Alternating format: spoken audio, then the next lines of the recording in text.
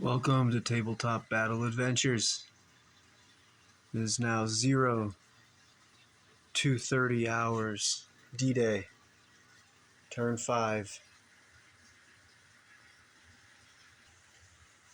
Sergeant Gerald's half-track will start 0230 hours on ambush, riding inside of the half-track.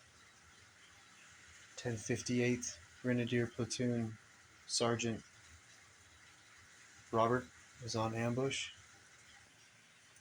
Inside the 1058th Grenadier Platoon's headquarters, the platoon commander, First Lieutenant Kreutner, will begin on ambush. Also, 1058th Sniper on ambush. The two-man,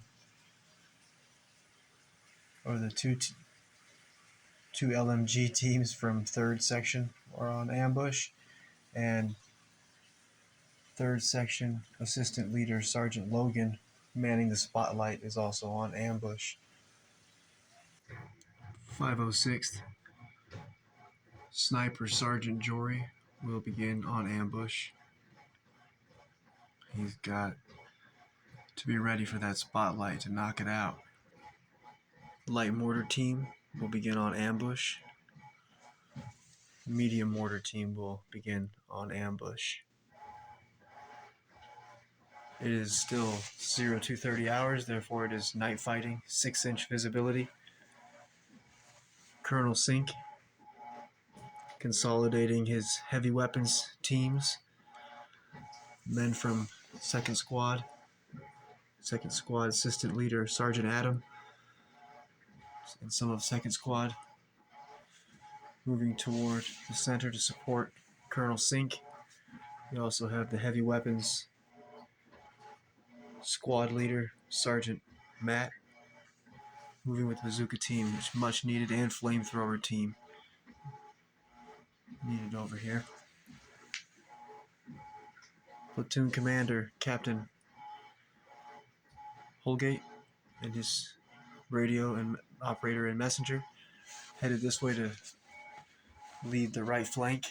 2nd Squad Leader Braden and 2nd Squad need to move these poles out of the field so that one of the officers can radio the gliders and have them come land with the 57mm AT gun, the M5 3-inch AT gun, and the M8 scout car. So Platoon Sergeant David here on the right flank, members of 3rd Squad who are all explosive experts, Private Corey, 3rd Squad Leader Sergeant Jake McNeese, and 2 of 3rd Squad team members are headed toward the bridges, trying to avoid the Germans.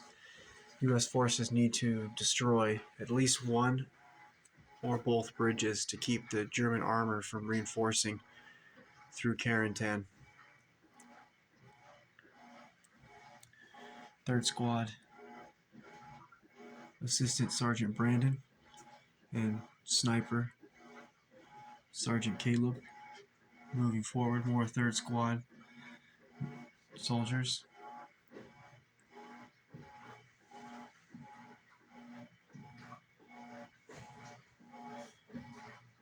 Some of heavy weapons squad over here.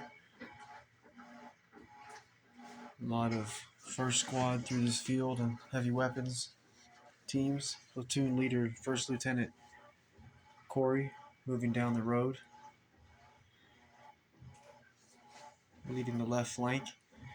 Some of heavy weapons squad team members. A lot of 1st Squad Assistant 1st Squad Leader Sergeant Stephen and 1st Squad Leader Sergeant Brian. And the rest of the 1st Squad need to drag these poles out of the way, same as the other field, make room for the gliders. We have a potential huge fight here. 1st Squad LMG man has moved up to the hedgerow but has not not close enough to see through yet, 6 inches. Needs to move forward. BAR man and soldier with SMG also moving forward from first squad.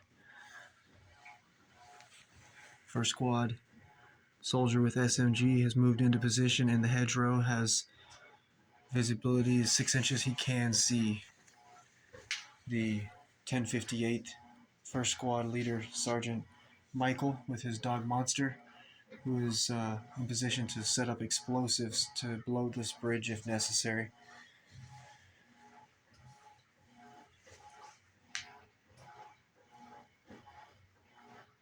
We've got the 2-man LMG team from first section, 1058, one move away from a huge fight here at this critical hedgerow on the right, far right flank of the Germans, left flank of the U.S. forces.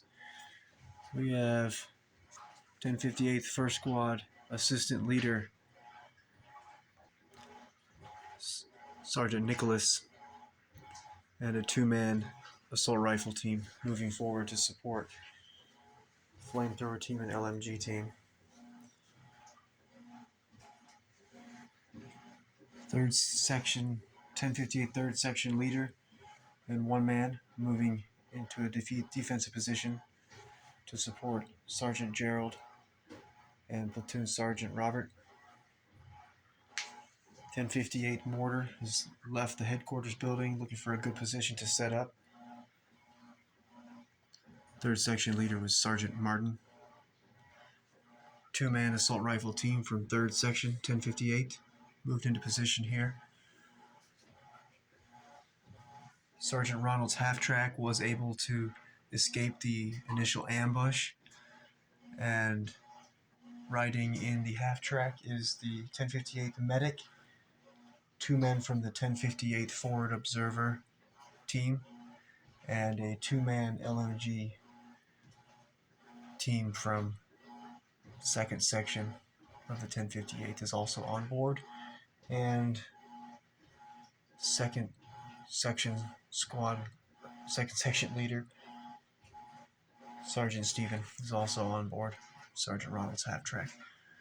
First Lieutenant Eulander, commanding the 100th Panzer Battalion, the platoon that's here. He's in his Puma, and he's come forward to support the withdrawal of Sergeant Ronald's half-track. He's got men on one side, is 2 men from the other side of the battlefield. 1058 2nd Section Assistant Leader Sergeant Chris has moved on to the flank to support the withdrawal, and the 2-man assault rifle team is also here in position. And Sergeant Jay McNeese and the 2-man rifle team from 3rd Squad, they are moving out of range, so neither of these forces can see each other at this time. 1058 2nd Section, 2-man LMG team moving forward to support. All German forces, all U.S. forces are alert. We have 6th Fallschirmjäger, 1st Section Assistant Leader Sergeant Jarl, 2-man LMG from 1st Section, 2-man assault rifle team from 1st Section, patrolling the bridge, preparing to go and support the 1058 platoon. Sergeant Carl of 1st Section, the leader, and his 2-man assault rifle team and 2-man LMG team are moving forward as well, preparing to move forward. 6th Fallschirmjäger, 2nd Section Assistant Leader Sergeant Hauser and a 2-man assault rifle team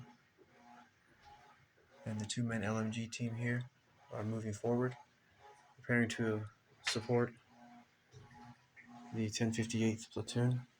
6th Fallschirmjäger, Panzer Schreck team and flamethrower team moving forward, headed toward the sounds of battle.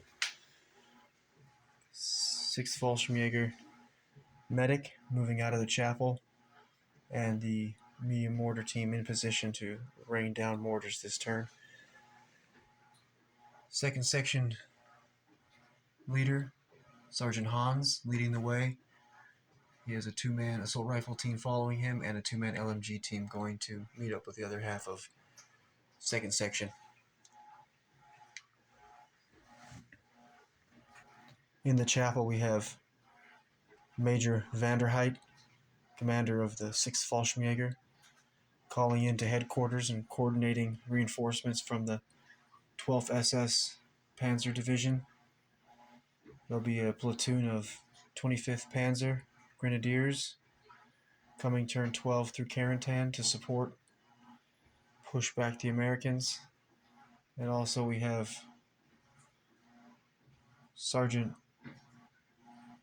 Platoon Sergeant Fritz of the 6th Fallschirmjäger, who's also here in the chapel. 6th Fallschirmjäger, 3rd Section Assistant Leader, Sergeant Thor, and then a 2-man rifle team from 3rd Section moving through the ruined part of Carentan. And also the rest of 3rd Section moving out of the 6th Fallschirmjäger headquarters. The 6th Fallschirmjäger also have a sniper, Sergeant Lehman, and also in this building in the attic, Sergeant Neiman. And there is a medium machine gun team.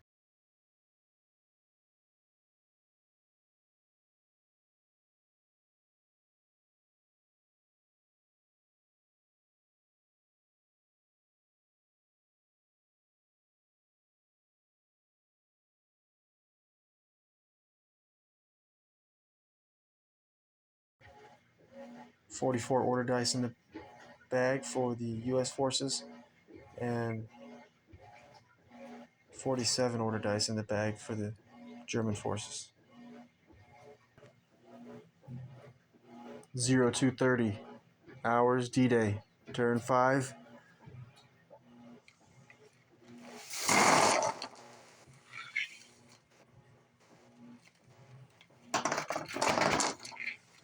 Can begin. First dice.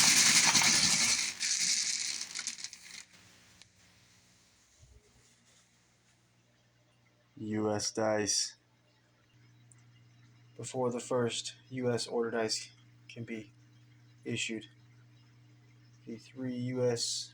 units, Sergeant Jory, sniper on ambush, medium mortar team on ambush, and light mortar team on ambush.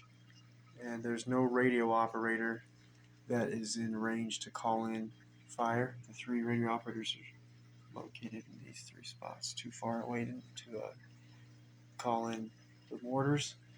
Sergeant Jory is not ready to spring his ambush. Therefore, the Germans will interrupt with an ambush order. 1058th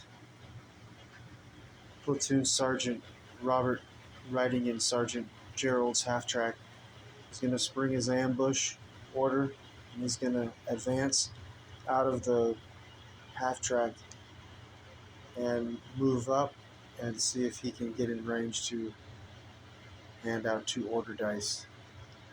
Germans, 1058th, are going to try to take this hedgerow. Platoon Sergeant Robert advances out of the half-track. Advances forward. Let's see. He has a 6-inch range and 2 order dice to give out.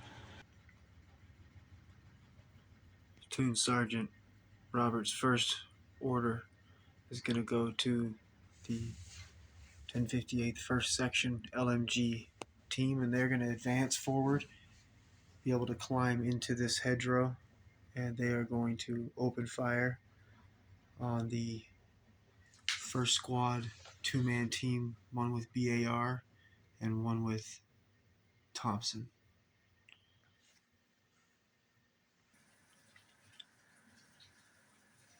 LMG team is now going to open fire straight in front of them.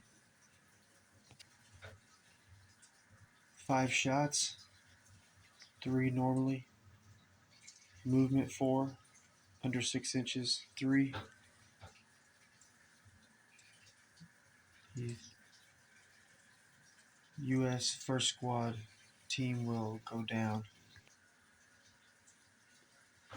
Looking for 5s.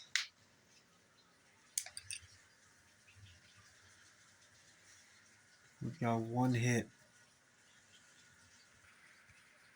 1 reroll, 1 hit.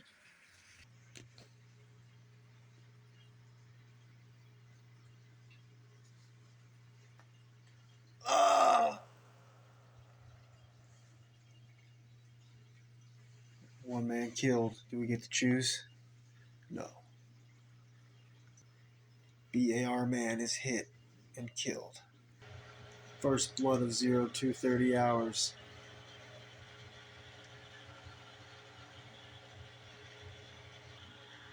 Platoon Sergeant Roberts' second order will go to the flamethrower team. They will advance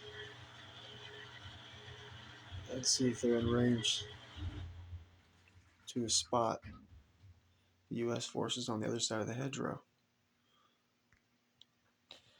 1058th flamethrower team will be able to reach the hedgerow and will spot the LMG gunner and potentially this rifleman from first squad also.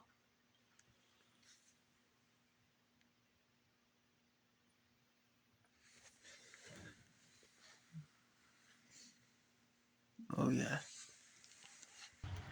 From their position, they're able to see first squad LMG gunner, first squad rifleman, and first squad SMG, and all in range.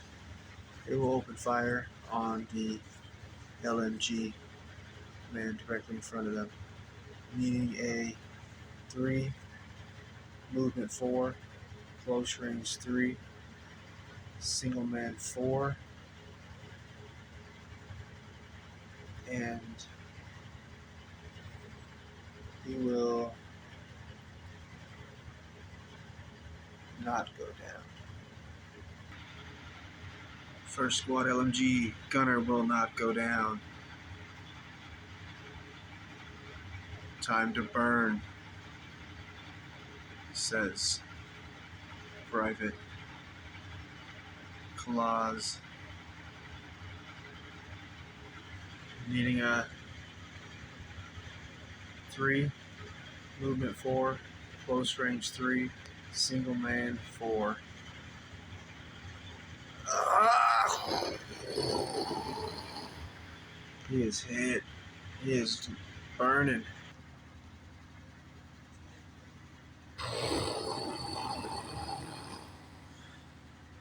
Ah! How many hits? 2. Anything but a 1, and he is dead. Burned alive. 1058th flamethrower team, Private Klaus, has killed first squad LMG gunner from the 506th.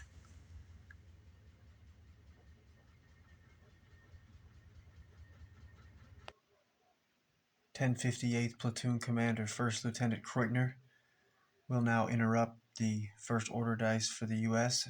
with his ambush order. He'll spring his ambush and he'll order his radio operator to order First Lieutenant Ulander to withdraw. He'll fall back. And with the second dice, he'll order Sergeant Ronald to fall back. Inside the 1058th headquarters, their platoon commander, First Lieutenant Kreutner, first order dice. He springs his ambush, and his first order dice, he'll order First Lieutenant Ulander of the 100th Panzer Regiment to advance, and he'll withdraw backwards 12 inches. And First Lieutenant Kreutner's second order dice will go to Sergeant Ronald's half track, and he will also advance, withdrawing backwards.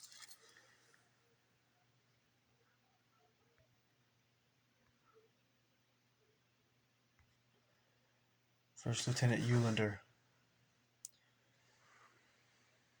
Potential shots, couple directions.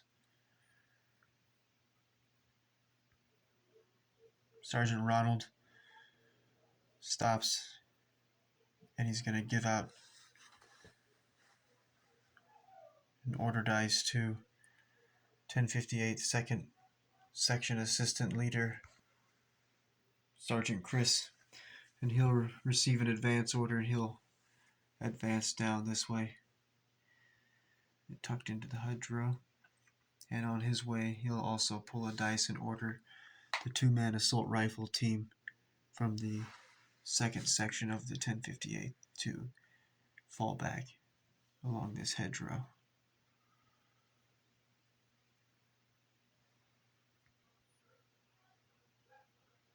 Sergeant Chris moves into position on the hedgerow.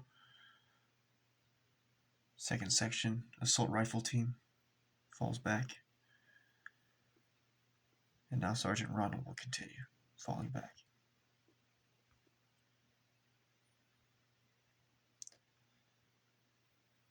First Lieutenant Eulander is going to fire a shot at the last known position of Private Corey of 3rd Squad, which would be about at that pine tree there. First Lieutenant Eulander will not take a shot, too dangerous. But Sergeant Ronald will take a shot. He's going to need a 3 normally. Movement 4, firing into the dark at his target. That'll be a 6 to hit the spot where the pine tree is there. Looking for a 6. He misses. Let's see where that light AG round's headed. 3 inches this way in the road. Sergeant Ronald's shot falls short.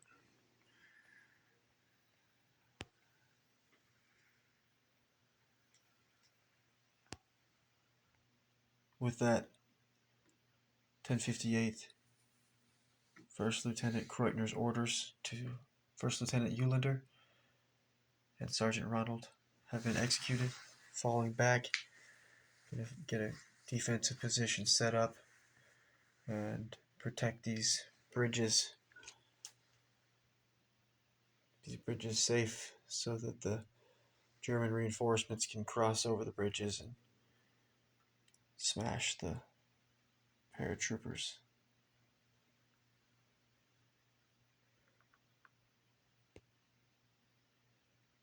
That will take care of the ambushes, the interruptions from the ambushes. And now, 0230 hours, turn 5, first dice, U.S.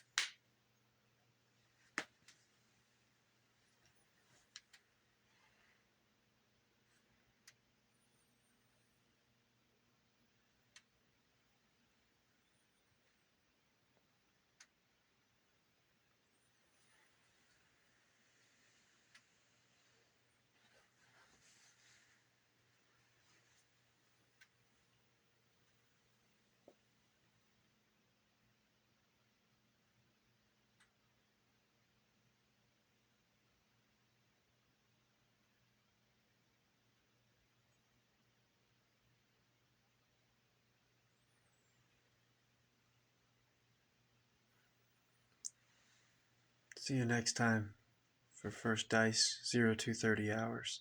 Turn 5 D-Day.